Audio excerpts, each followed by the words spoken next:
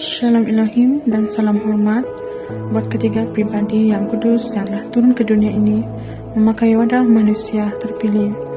Roh Bapa Yahweh berdiam dalam diri Pak Iman Lahagu. Roh Tuhan Yesus Kristus berdiam dalam diri Pangeran Ilahi Aditya Nugrahanto.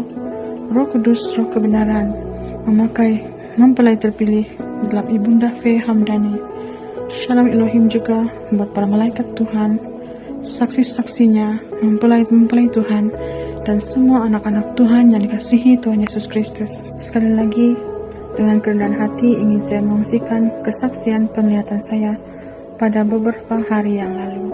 Ketika itu saya sedang berdoa sebelum tidur, dan ketika saya berdoa itu, saya merasakan badan saya seperti ringan dan terawang-awang.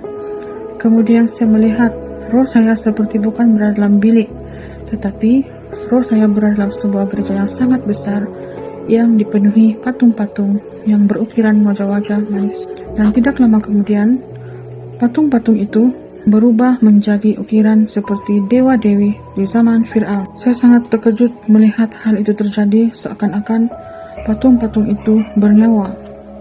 Dan apabila saya mau berjalan lebih dalam ke dalam gereja itu, rohnya Tuhan Yesus Kristus menyuruh saya kembali dengan segera pada tubuh saya. Lalu saat roh saya sudah kembali kepada tubuh, saya bertanya kepada Tuhan, apakah yang saya lihat sebentar tadi?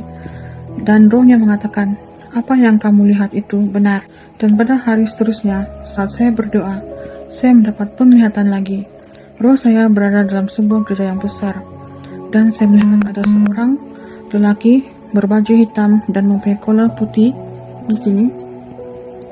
Dia sedang berkata-kata di hadapan jemaat.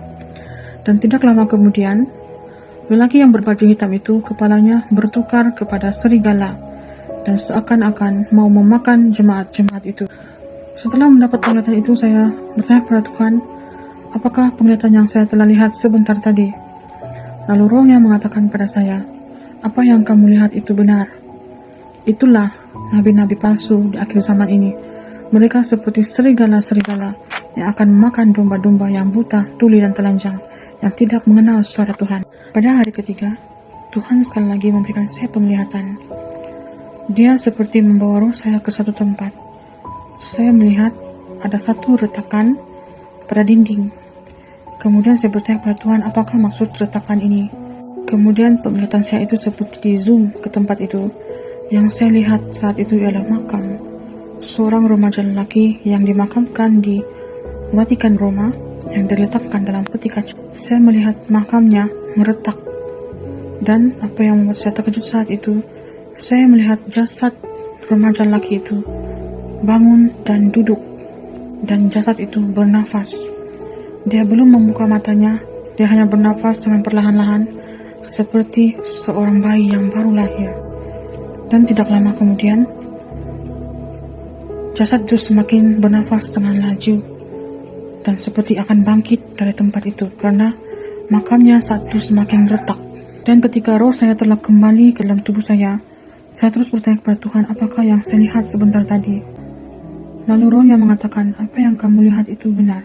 Selepas mendapat penglihatan ini, Tuhan terus memberikan saya firman-Nya dalam Wahyu 13 ayat 11 hingga 18 tentang seekor binatang yang akan keluar dari bumi. Dan Roh Kudus mengatakan pada saya, apabila kebangkitannya nanti, dunia akan menyembah dia, sujud kepadanya, karena dia akan mengadakan banyak mukjizat, karena telah sembuh dari luka parahnya. Dan Roh Kudus juga mengatakan pada saya, ingatkah kamu kesaksian nubuatan mempelaiku Fe Hamdani pada beberapa tahun dahulu? Dia sudah mengatakan, pria itu akan bangkit dan membangunkan menguasai dunia ini dalam kerajaan Antikris. Dan saat itu juga Roh Kudus berbicara pada saya, kebangkitannya akan menyebabkan ramai orang kagum karena kesembuhan daripada luka parahnya, penyakit yang dialaminya, dan kematian yang telah dialaminya. Dan dia akan melakukan banyak mukjizat dan tanda-tanda sehingga orang sanggup sujud dan menyembah kepadanya, dan akhirnya akan menerima tanda binatang seperti yang telah dinubuatkan oleh mempelainya dan juga dinubuatkan dalam firman Tuhan Wahyu 13. Tanda binatang akan diberikan kepada semua manusia di dunia ini, tidak kira agama, bangsa atau umur. dan mereka akan mengambil tanda binatang itu, karena percaya semua itu adalah kemajuan teknologi. Sesuai dengan gelaran pria itu diberikan pelindung internet, itulah kesempatan yang akan digunakan olehnya untuk menguasai dunia yang semakin modern ini. Saudara-saudara terkasih dalam Kristus, di akhir zaman ini, berbagai perkara akan terjadi yang akan menyesatkan, yang akan menjatuhkan umat-umat Tuhan. Percayalah hanya kepada Tuhan Yesus Kristus, Juru Selamat kita satu-satunya, jalan kebenaran, yang hidup dan berkuasa. Dan di akhir zaman ini, Dia telah datang ke dunia, memakai wadah manusia, inkarnasinya dalam aditya nugrah hantu.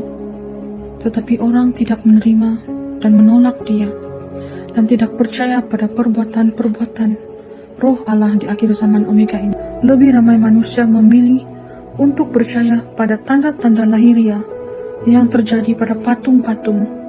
Lebih percaya kepada tanda-tanda lahiriah yang dilakukan oleh berbagai umat-umat manusia.